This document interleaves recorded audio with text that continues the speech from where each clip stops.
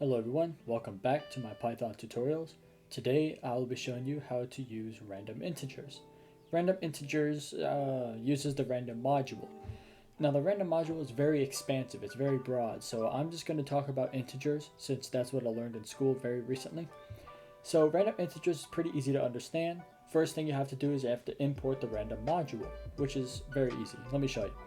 So to import the random module, you click say import and you see it turns orange, meaning that it is part of Python. Import random. That's it. Since Python reads line by line, when it reads this file here, it will see import random and it will import the random module. If you do not add this, the random statements will not work. So let's say you want to generate a random number between 1 and 10.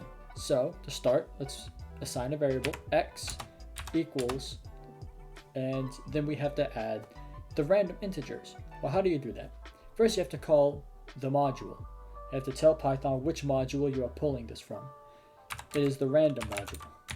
So you type in random dot randint. The dot basically means you're pulling from another class within that module. So in other words, you're pulling the class random integer or randint from the random module. Then use a left parenthesis. Let's say 1 through 10. This is inclusive. I don't know if Java uses this if it's inclusive.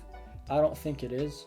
But in Python, this is inclusive, meaning that it could very well generate a randomized number 1 or 10. It could be or anywhere in between there.